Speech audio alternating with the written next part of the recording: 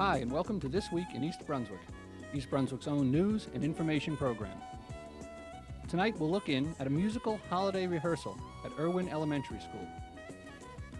Our regular features will include Paul Hansen's Money Tip, this week on disability insurance, Fashion Focus with Mary Louise Cooper, and a look at decorative hems. Dr. Edward Blackman will present information about flu immunizations on Health Facts. And on Consumer Aware, Adrian Eisner tells how to choose safe toys for children. We'll wrap up with our weekly Township Council review. But first, we'll preview next week's shows here on Channel 8. At 10 o'clock on Monday morning, Lenore Kulik highlights exercises which firm the upper body, abdomen, and thighs on Look Great, Feel Great. Paula Durant, host of Target, follows at 10:30 with her guests Marilyn Stamberg and Betty Richter in a discussion of housing for senior citizens in East Brunswick. On Tuesday night at 7, In Print features an interview with the author of Aliens Among Us, Ruth Montgomery. Tuesday at 7:30, Ken Shalhoub investigates the psychological effects of crowding and congestion with Princeton psychologist Dr. Robert Carlin on Let's Talk Health. At 8 p.m. on You and Your Money, Paul Hansen speaks with Sherry Myers about single premium whole life insurance. Stories from the Library, produced with local youngsters, goes out on Wednesday at 3, and at 7:30 it's Spotlight on Education, with a look at equal education opportunities. Thursday night at 7 and 8, This Week in East Brunswick returns as the last edition before the new year. As always, you can check the Channel 8 program guide for recasts of each week's shows.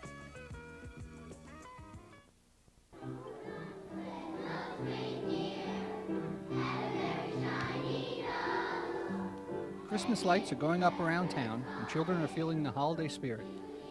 Last Friday, the first, second, and third graders at Irwin School invited the afternoon kindergarten classes to watch their holiday program dress rehearsal. The program, which celebrates in song Toyland Around the World, was created and directed by Christine Christensen, music teacher at Irwin. We asked Mrs. Christensen to tell us about Irwin School, which reopened last September, and to describe the performance which was given for parents last night. This is a very special school. Irwin School has in it children who represent countries from many, many places in the world. Korea, Japan, parts of China, Pakistan, India, as well as the Northern European countries and the American countries. We have Hispanic children and all kinds of backgrounds. So we thought this was appropriate this year to do something with an around-the-world theme. Performance is also, I think, one of the best ways for children to learn. They learn many things. They learn the songs and dances of other countries. They learn what it's like to be on the stage, and they have the special joy and the special excitement that comes from presenting something on stage. That kind of learning is very special, and it's not something anyone can get from books. Children are natural performers, and they seem very comfortable on stage, and we want to keep them that way. Most adults will say that getting up in front of a group is a terrifying experience. However, for children, it often is a very joyful experience, and we're capitalizing on that joy, celebrating holidays around the world here at Irwin School. The children in the production have been preparing in the music classes for the last 2 months for this production. Today you are going to see a dress rehearsal for the show. Some of the things that are going to be shown are large groups. The large group which will sing It's a Small World and Please Take Me Back to Toyland. Our ending number is I'd Like to Teach the World to Sing. In between, a first grade, Mrs. Schwartz's first grade, will do the Parade of the Wooden Soldiers with the beautiful dolls and the toy soldiers marching, and a lovely song called The Marvelous Toy. The second group up is Mrs. Greenlaw's first grade, and they are doing Mexico, a piñata song, and of course the Mexican hat dance. Our third class is a second grade, Mrs. Kirk's second grade, and they're going to be representing Japan. They have a Japanese New Year song, and of course Japanese New Year is one of the biggest holidays in Japan. And they are also doing a karate demonstration using the background theme music from the Karate Kid Part 2. Our Israeli group is Mrs. Yolen's second grade. They will be doing Joyous Hanukkah with a little dance and a beautiful candlelighting ceremony called In the Window. The third grade of Mr. Schumann will then do a South Seas theme, a Hawaiian dance, and a song about Christmas Island, which really exists in the South Seas. Our last class is Mrs. Daddario's third grade, and they are doing From the North Pole, the 12 Days of Christmas, a very modern version, and Rudolph the Red-Nosed Reindeer, with some hand motions that I think you will probably get a kick out of. The last, of course, is the combined group singing I'd Like to Teach the World to Sing in Perfect Harmony. And we hope that all of you have a peaceful and joyous holiday season.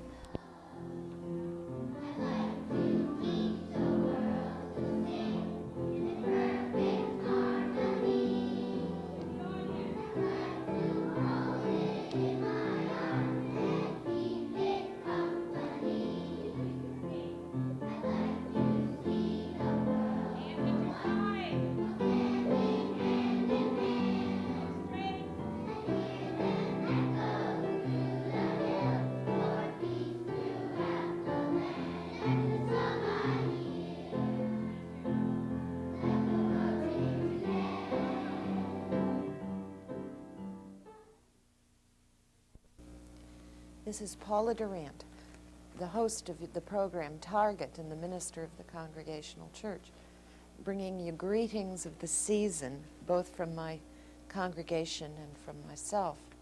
I would say that in a community as diverse as East Brunswick, we need to remember that there's much about the winter holidays in all the religious traditions that brings us together. All of our traditions use light as one of the metaphors for the celebration of the season. And the meaning of that seeking after, finding, and celebrating the light is really quite the same thing. It's the finding of the good in the midst of the difficult or the painful or the bad. And it's celebrating what within our own lives and around us in the community is also good. And I believe in East Brunswick this year we have many things for which we are truly thankful. There is much light shining in our lives. But I would also like to share with you a reading that's become very special to me personally, written by a monk in the 1500s, an Italian monk, to a friend of his, to an unknown friend of his, about the meaning of the holiday season in his life. The letter in part is as follows. I salute you. There is nothing I can give to you which you don't already have, but there is much that while I cannot give it, you may take it. No heaven will come unless our hearts find rest in it today. Take heaven. No peace lies in the future which is not hidden in this present moment. Take and make peace. The gloom of the world is a shadow. Behind the gloom, yet within our reach, is joy. Take and make joy. So this holiday time I greet you with the prayer that for you now and always, the day will break, the light will dawn, and the shadow will flee away. Happy and holy holidays. This is Paula Durant. I'm Paul Hansen with this week's Money Tip. The lack of a policy to replace income lost because of illness or accident is the biggest fault in many people's insurance portfolio. More than 75% of wage earners have some sort of workers' compensation coverage required by state law, but only for job-related disabilities. Most everyone has the broader disability income insurance provided by Social Security. The top benefit is $1,389 per month this year for a family, but it is not likely to meet all of your family's needs. In addition, In order to receive Social Security, you must be severely disabled, and then you'll have to wait at least 5 months for payments to begin. If disability insurance is a fringe benefit at your job, you may be well covered without going the route of private coverage. Do make sure that your group policy, plus any public benefits, will replace about 60% of your salary. In case you're prematurely disabled, the payments should keep coming in at least until you're age 65. Prolonged illness can wreck the standard of living for a family. Long-term protection may prove expensive if you have to buy your own policy. The way to reduce disability premiums is to lengthen the waiting period before payments start. Many contracts stop paying once you return to work, even if you have to ease back part-time at a fraction of your salary. But a policy with a provision for residual benefits will continue paying in proportion to your loss of income until you can return to your full-time employment. There's no one better able to manage your money than you. Make the wise choice. I'm Paul Hansen, host of You and Your Money, with this week's Money Tip.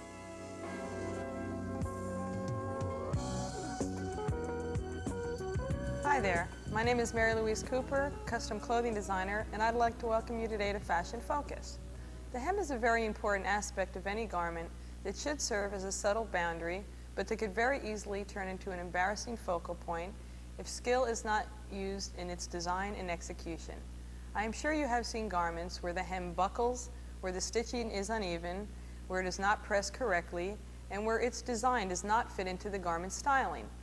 I have prepared a range of examples of hems that you can consider the next time you go shopping for a garment. Many of these will not be readily available in stores, as a great degree of expertise is required to produce them. These hems can be found in better shops. This hem utilizes horsehair, which allows the dress to stand away from your body, making it very fluid in movement. It flares beautifully. I've sketched a dance dress where this hem type is very pretty and appropriate. This example has the hem bound in bias piping. A 1 or 2 color scheme can be used depending on the desired look. The chemise sketched has bias piping not only at the hem, but also the neckline and sleeve hems. This is a very clean look. This hem example uses a fabric known as burnout, which is a subtly alluring treatment. Shadows of the body show through without nakedness. This sketch uses the burnout fabric not only at the hem, but also the sleeves and in the front bodice, which is backed with a shaded color. To carry this a step further, here is a picture where this garment is brought to fruition. It's a mother of the groom dress. Here we have a lavish hem treatment using the laces pattern for the hem's boundary. It is very different indeed. It is wise to have the other design elements virtually void of detail, therefore accentuating the hem and to show its uniqueness. Hopefully we all have the appreciation for what a hemline can or cannot do for the total look. Although the hemline is often overlooked, it certainly is a very important aspect and does command attention. Please keep these examples in mind while shopping for garments. Until next time, this is Mary Louise Cooper saying good night. And now for Health Facts with Dr. Edward Blackman. Dr. Blackman is a member of the American Academy of Pediatrics and has a private practice in Somerset. Winter is almost upon us, and with it the start of the cold and flu season. Flu, as it is commonly called, is really influenza. Influenza is an acute viral illness, usually appearing during the winter months, especially January and February. Influenza may be epidemic throughout the country or the world, with tens or hundreds of millions of cases occurring annually. Epidemics may last 4 to 8 weeks. There are 2 major types of influenza, A and B. Influenza viruses change their characteristics annually, yielding new strains to which people may become susceptible anew year after year. Epidemics occur in patterns which allow experts to predict which strains are likely to occur in the coming year. This aids in vaccine manufacture and prediction of which antigen should be put into the vaccines. Typical influenza illness is characterized by the sudden onset of fever, chills, headache, malaise, muscle aches, sore throat, runny nose, sneezing, watery burning eyes, and persistent dry, non-productive cough. Abdominal pain, nausea, and vomiting may also occur, as may a croup-like illness. It's a highly contagious disease. Patients are most contagious from 24 hours before the onset of symptoms for as long as 7 days during the peak of symptoms. The incubation period is 1 to 3 days. Infection is spread by droplets from nasal secretions, passed by sneezing or by cough. Some cases may be spread by articles contaminated with nasal or respiratory secretions. The acute infection may be followed in 1 to 2 weeks by common complications. Influenza virus may invade the lungs, causing a serious viral pneumonia, or secondary bacterial infections, such as sore throat, earache, or bacterial pneumonia may occur. Certain individuals may be at higher risk for serious infections with influenza or its complications. The elderly, the very young, or patients with illnesses which may reduce their resistance, such as asthmatics, diabetics, people with renal disease, heart disease, or other pulmonary diseases. There are 2 main options for the control of influenza.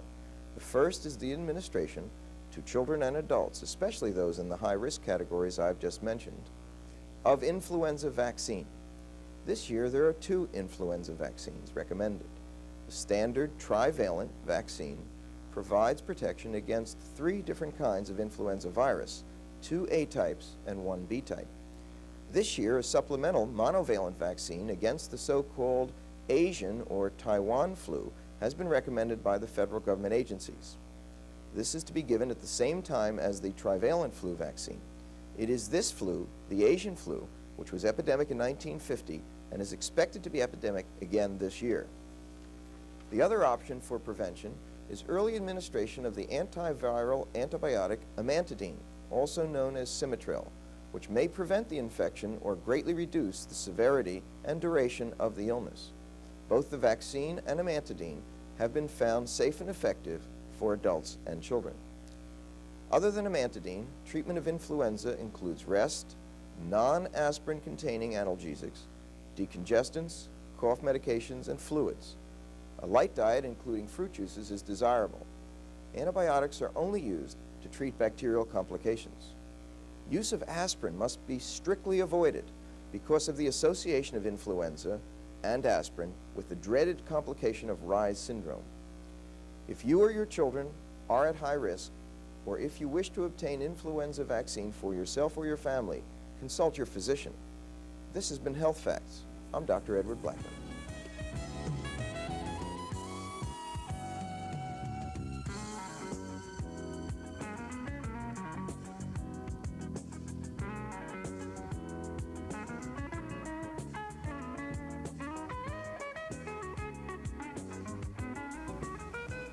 This is Paul Hansen from You and Your Money. With holiday greetings from my family to yours, have a happy and safe holiday season. Hello, and welcome to Consumer Aware. I'm Adrienne Eisner, Director of the East Brunswick Consumer Affairs Office. Today we're going to be talking about selecting toys, and I'll be giving you some tips on toy safety. This is the time of the year when so many of us will be out there shopping for toys. Let's talk about some of the important factors that we should consider when we buy toys for our children. First, consider the child's age, interests, and skill level. Look for quality design and construction in all toys for children of all ages. Make sure that all directions are clear to you and, when appropriate, to the child. Plastic wrappings on toys should be discarded at once before they become deadly playthings. Look for age recommendations, such as not recommended for children under 3. Look for other safety labels, including flame retardant, flame resistant on fabric products, and washable hygienic on stuffed toys and dolls.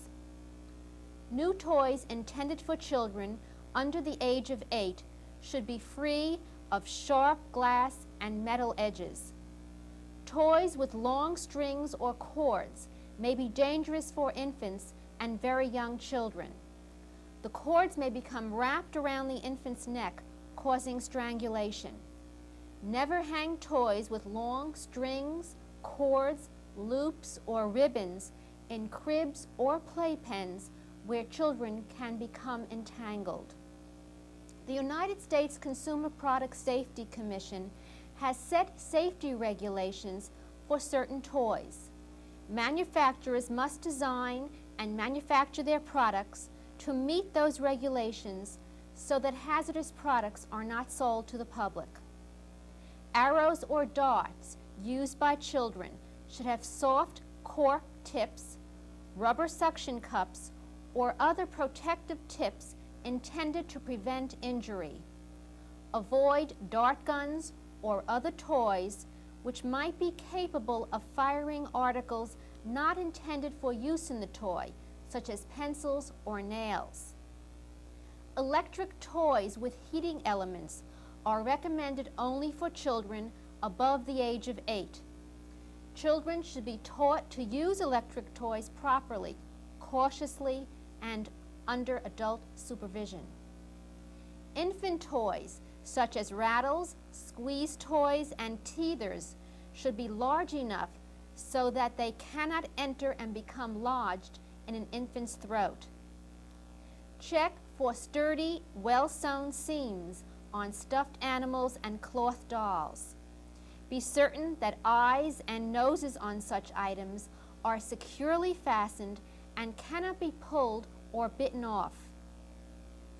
When buying a storage toy chest, make sure that you choose one that has a removable lid or a spring-loaded lid support, allowing the lid to remain securely open. You should make sure to spot check the toys regularly for minor damage and urge children to let you know when their toys need repair. Don't allow their toys to remain outdoors overnight. Rain, snow, and dew cause rust and damage that can increase the risk of accidents. A damaged toy that is beyond repair should not remain in the toy collection. It should be discarded or replaced. Proper adult supervision is a must. The extent and nature of this supervision will vary according to several factors: the age, personality, and developmental level of the youngster, the type of play, the surroundings, and the particular toy involved. But parents must continue to be cautious and watchful and to check their children during play. If you have any further questions about toy safety or other consumer problems, please contact us at the East Brunswick Consumer Affairs Office. We're located in the Municipal Building. We're open Monday through Friday from 9 a.m. until 5 p.m. I hope you and your children enjoy safe and happy holidays. Thank you for joining me on Consumer Aware. At Monday night's Township Council meeting, Mayor Fox read a proclamation honoring Thomas Schuster, who is leaving his position as East Brunswick Director of Recreation and Parks for a new position in Illinois. Mayor Fox also read a proclamation honoring the East Brunswick Soccer Club's Goal Busters, who won the State Division IV championship earlier this year. The council adopted several resolutions authorizing the release of performance bonds for Society Hill East 1 and tabled several more following complaints from residents in the development. A large group of residents from Society Hill East 2 attended the public hearing for release of that development's performance guarantees. Several representatives from the Board of Trustees explained that they had hired their own engineer to assess problems still unresolved by the developer, and requested that the council postpone any action until their engineer has completed his report. The council tabled all the resolutions until February. The council also adopted bond ordinances for the replacement of water lines on Cranberry Road and Riders Lane.